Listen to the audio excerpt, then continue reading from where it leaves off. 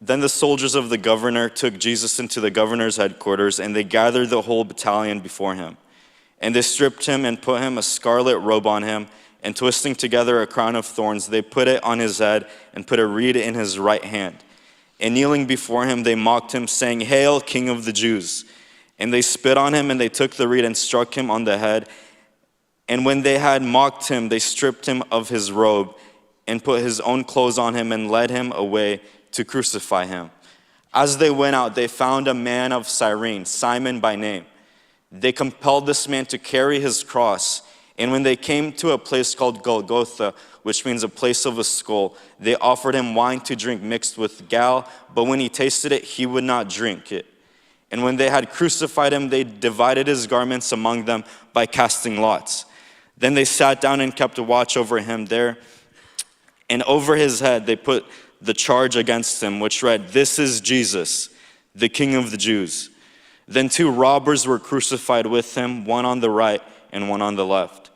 And those who passed by derided him, wagging their heads and saying, "You who would destroy the temple and rebuild it in 3 days, save yourself. If you are the Son of God, come down from the cross." So also the chief priests with scribes and elders mocked him, saying, "He saved others. He cannot save himself. He is the King of Israel. Let him come down now from the cross, and we will then believe in him. He trusts in God. Let God deliver him now if he desires him. For he said, 'I am the Son of God.'" And the robbers who were crucified with him also reviled him in the same way. Now in the 6th hour there was darkness over all the land until the 9th hour. And about the 9th hour Jesus cried out with a loud voice, saying, "Ele, Ele, lema sabachthani." "This is my God, why have you forsaken me?" And some of the bystanders hearing it said this man is calling Elijah. And one of them at once ran and took a sponge, filled it with sour wine, and put it on a reed, and gave it to him to drink. But others said, "Wait, let us see whether Elijah will come to save him." And Jesus cried out again with a loud voice, and yielding up his spirit. And behold, the curtain of which the temple was torn in two from top to bottom, and the earth shook, and the rocks were split. The tombs also were opened, and many bodies of the saints who had fallen asleep were raised.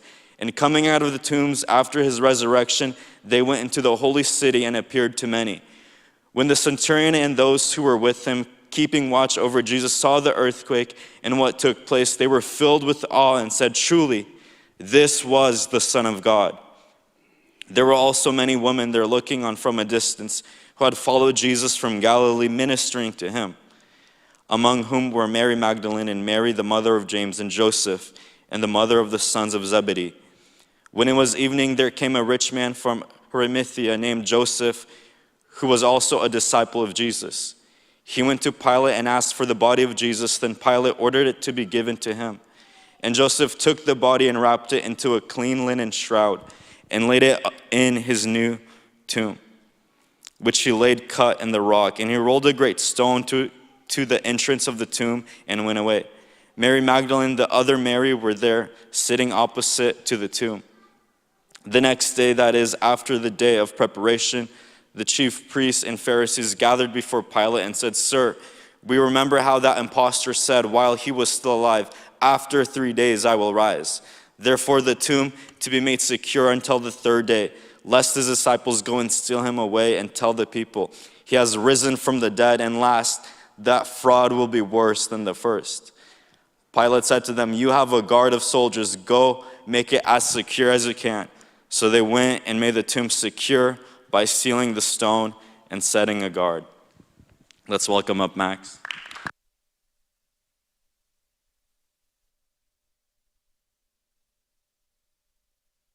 On? There we go. I forgot. You know, I have a tendency to not want to face certain things in life. My wife knows this very much. We're watching, sometimes it's as simple as a TV show. Sometimes I'm watching a TV show like The Office, and I cannot stand when something that I know is going to be cringy and uncomfortable is about to happen. And I will walk away from the TV because I cannot face it in that moment.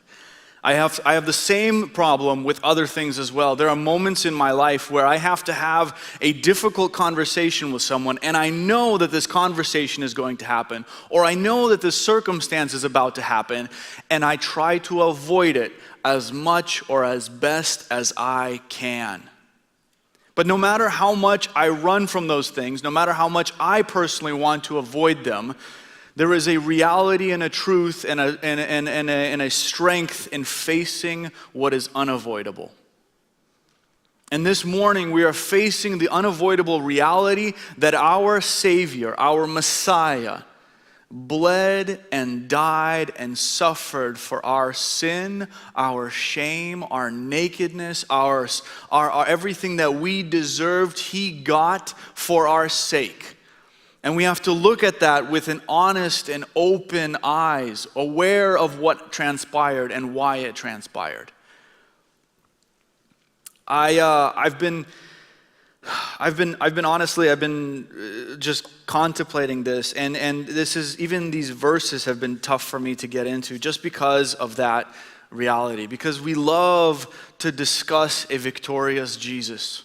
We love to discuss the victory on the third day. Easter is a wonderful celebration, but everything that led up to that had to be done, and it is uncomfortable and it is difficult, but we must face it as well. You know, there's one other thing I want you to consider, or I want us to think about, and something that I've been contemplating as well, is this is all happening to Jesus, and we sometimes envision Jesus as the divine, and that is truth. He's 100% God. But keep in mind, he is 100% man as well.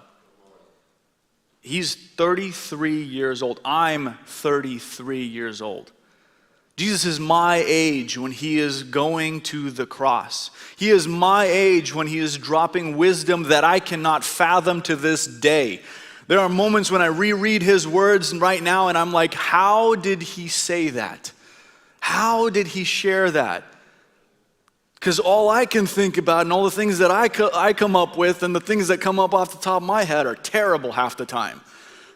And here's Jesus, just truth.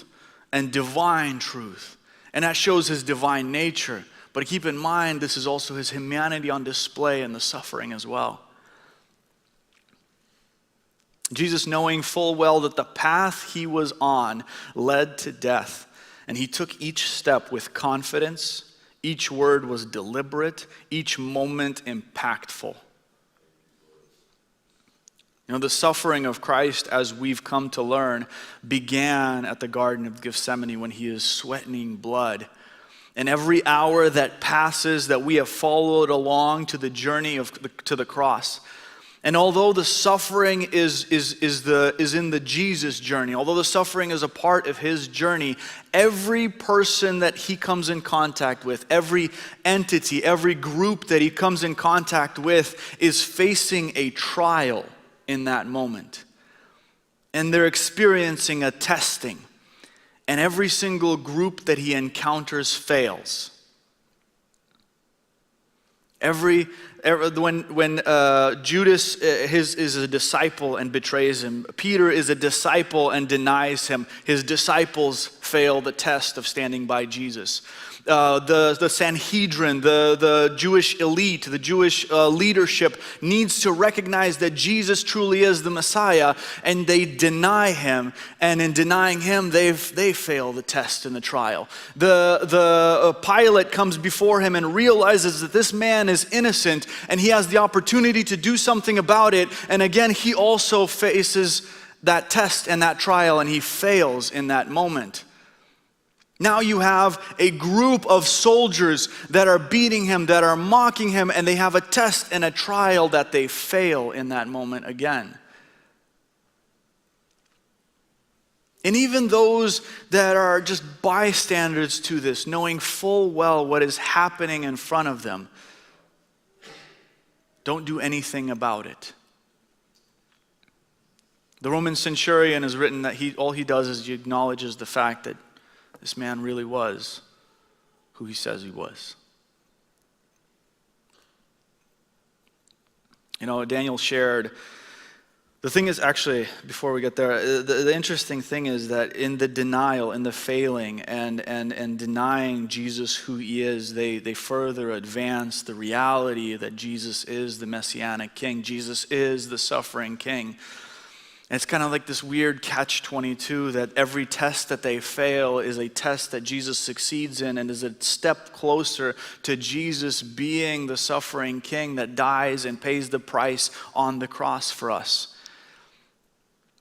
And Daniel shared on the trial of Roman leadership, and the need that they had to recognize his innocence, and how the Jewish people had the choice between Jesus and Barabbas, a clearly guilty man, and they chose Barabbas instead of Jesus. And everything about that, it makes me think about the fact that institutions or the things that we believe in or the things that we've created will always fail in the face of God. Because if you think about it, the religious institution that existed should not have done that to Jesus, an innocent man. If you think about it, the Roman law and the Roman government that existed should have protected an innocent man, and yet it let go the guilty for the innocent. And so our faith cannot be in anything that is man-made, anything that is constructed that we've created, but our faith has to rest on and lean on God and Christ alone. Human nature is revealed in those moments, the confidence to condemn, to kill, and they choose Barabbas for the desire to kill Jesus and not to save Barabbas. And then we find ourselves in these final moments, there's symbolism, but it's not just symbolism. There's metaphor, but that's not as important. What's important is the real blood that was shed, the real pain and the real suffering. And I want us to see that this morning. I want us not just to glance over it like I do or I usually do. I try to move past it, not just to summarize it. We need to witness the cross. This chapter is more than just a description of death. If you pay attention, Matthew is the only gospel where he does not get into the details of the suffering. He rather just states what happened matter-of-factly. He puts more emphasis on the words and the recognition and the impact and the reality of what is happening in the fulfillment of prophecy. And this chapter is more than a description of death. It's a confrontation. It confronts our expectations. It reveals our sin, and it invites us to something greater than sorrow. It invites us into grace. And we're going to walk through this passage in 4 parts, 4 moments, 4 perspectives. And by the end of this, I want you to answer for yourself. I want me to answer for myself. How will I respond to the cross? Because what the cross does is the cross reveals something in every moment. The cross reveals our rejection. The first part of Matthew, they talk about how Jesus is stripped. He's dressed up like a false king, like a joke king. His scarlet robe, a crown of thorns. They put a reed in his hand and they bow down in mockery and they say, "Hail, King of the Jews." They spat on him, they hit him, they led him away to crucify him. And it wasn't just the soldiers that were doing all of this. The crowd did the same thing. The crowd is throwing insults just as much as everybody else. The religious leaders are throwing insults just as much as everybody else. And even the Bible writes the criminals on his side, on the crosses by him, are doing the same exact thing. Mocking him, saying he cannot save others. He saved others, he cannot save himself. Man, there's so much irony in that statement. You know, the only reason he didn't save himself was because he was saving them. You know, the greatest miracle that we can see of Jesus is the one that was not done. I fully believe that Jesus can do anything. The choice to stay on the cross was the miracle that reconciled the whole world to God. Man, we do this so often. We measure God's power by his present appearance. What he does not do is not what he cannot do. When the cross doesn't look like what we expect it to look like, we mock what we don't understand. How could this be God? How could this be God? How could I be experiencing this? God, how can you allow for this to happen? Are you really who you say you are? This is what happens when we want Jesus on our own terms. When we follow Jesus for what he can give us, not for who he is. You know, just after he passed away, Billy Graham's final sermon, it was released, and he says this in his final message. He says, people don't want to hear that they're sinners too. Too many people, it's an offense. The cross is offensive because it directly confronts the evils which dominate so much of this world. The cross exposes our pride, our expectations, our rejection, and it reveals that without grace, we're all just mockers at heart. We're no better than everyone else. The cross also reveals our separation. There's 3 hours of unnatural darkness, and then one of the most powerful cries in all of Scriptures happens. Jesus says, my God, why have you forsaken me?" In this moment, Jesus doesn't have doubt. It's substitution. This is the moment where Jesus becomes sin for us all. The full weight, the full cost, the full wrath. 2 Corinthians 5:21, for our sake, he made him to be sin who knew no sin, so that in him we might become the righteousness of God. If we ever wonder how serious sin is, we only need to look at the cross. If we ever question the love of God, we just remember that cry, my God, why have you forsaken me? Jesus didn't just suffer a physical pain. He endured separation so that we never would. This is why we take communion. It's not just out of tradition, but because we need reminding. We need remembering of what it costs to make us free. The cross also reveals our God. At the moment of his death, something happens, something changes, something breaks open, something tears. Behold, this curtain of the temple was torn in two from top to bottom. This veil is what separated man from God. It is the Holy of Holies where God could reside and nobody else could step into. And in the moment of his death, this veil tears apart. And it's not torn by accident. It's not torn by the earthquake, but it is divine hands that tear that in two. The access is now open. The wall is gone. And again, out of all people, a Roman centurion says, this was the Son of God. Isn't it funny how it's the blind men, the broken people, the women, the centurion, the oppressors, all of that recognize who he is. And his own people can't see him. He didn't see a criminal, he recognized a king. And that's what the power of the cross is. It flips the story. What looks like defeat becomes victory. What looks like rejection becomes an invitation. John Piper wrote this. He says, God has done astonishing and costly things to draw us near. He has sent his Son to suffer and to die so that through him we might draw near. It is all so that we might draw near. The cross reveals our God and our access to this God. The cross also reveals our hope. After his death, majority of his followers scatter, but not everyone leaves. Again, pay attention to who stays behind. It's always those you least expect. It says that the women and the mothers watch from a distance. It said that a rich man whom Jesus derided, who said, it's easier for a camel to enter through the eye of a needle than it is for a rich man to enter the kingdom of heaven. And then here it is a rich man, those who you least expect, who does the noble thing in the moment.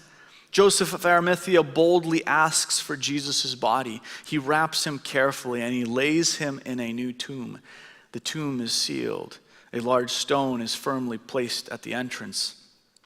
And the powers that be, they believe that there's going to be a grand illusion. They fear this trick, so they place a guard. And they think the story is finished with this final act. But the cross is not the end. It is the symbol of new beginnings. The tomb may look final, but it's the setting for the greatest miracle yet. The tomb represents hope even in darkness, even in silence. God is at work. Jesus' death is necessary for our hope. Imagine if he didn't give up his spirit as it's written here. If he held on. If he avoided death and did not overcome it. Because his victory is in the resurrection. Martin Luther says, our Lord has written the promise of resurrection, not in books alone, but in every leaf in springtime. The whole of the world shows us that there is resurrection power, that there is a reality there. The cross leads to the tomb, but the tomb leads to resurrection. It is here and in the stillness of after death that hope whispers, this is not the end. We have a chance to participate in communion. And before we do, I want us to also look back on one moment, one specific moment where the gospel again is revealed. Where we see a random stranger passing by, and his name is Simon, a man of Cyrene, Simon by name. And this isn't the Simon that followed Jesus. This isn't the ones that should have been there, but it's rather just some random guy off the street who's forced to carry a burden, part of the cross. And he does it for a moment. And then Jesus takes that from him, that burden. And he goes up on the cross for him. And even though he was forced to carry it, he was forced to do that, there was freedom in Jesus. I mean, oftentimes it feels like we're forced to carry our sin and our shame and everything that we experience. But Jesus says that my cross, my death, my body that was broken, my blood that was shed is enough to set you free.